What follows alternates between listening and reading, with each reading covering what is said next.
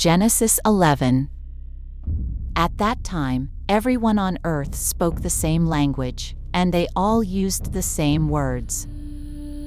As people moved east, they found a wide plain in the land of Shinar, and they settled there. They said to one another, "Come on, let's make bricks and bake them until they are hard." They used bricks instead of stone, and tar instead of mortar. Then they said, "Come on, let's build ourselves a city with a tower that reaches toward the sky so we can make a name for ourselves and not be scattered across the whole earth."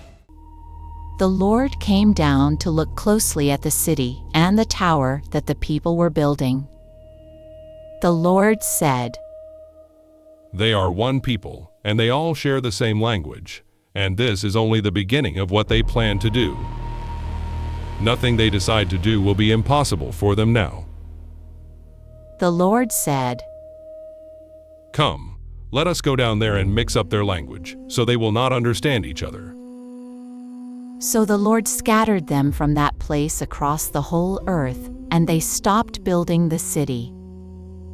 That is why it was called Babel, because there the Lord confused the language of the whole world, and from there the Lord scattered people over all the earth. This is the family record of Shem.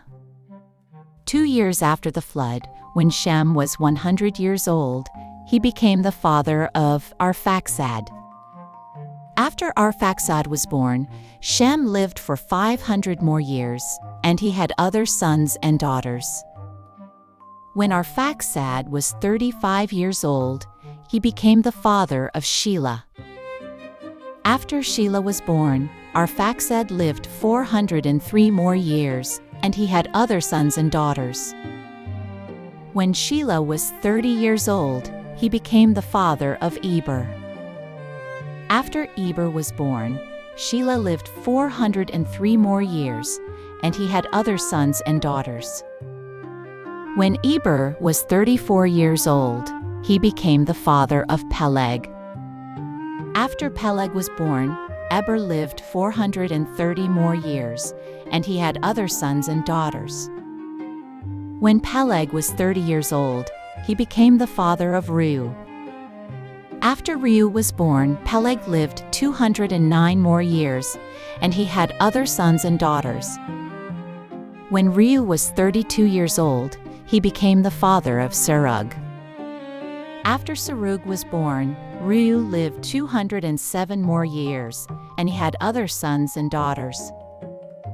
When Serug was 30 years old, he became the father of Nahor.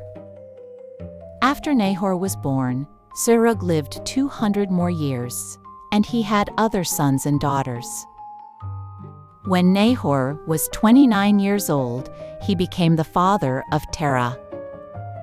After Terah was born, Nahor lived 119 more years, and he had other sons and daughters. When Terah was 70 years old, he became the father of Abram, Nahor, and Haran. This is the family record of Terah. Terah became the father of Abram, Nahor, and Haran became the father of Lot. Haran died while his father Terah was still alive, in the land where he had been born, in Ur of the Chaldeans. Abram and Nahor both took wives. Abram's wife was named Sarai, and Nahor's wife was named Milcah.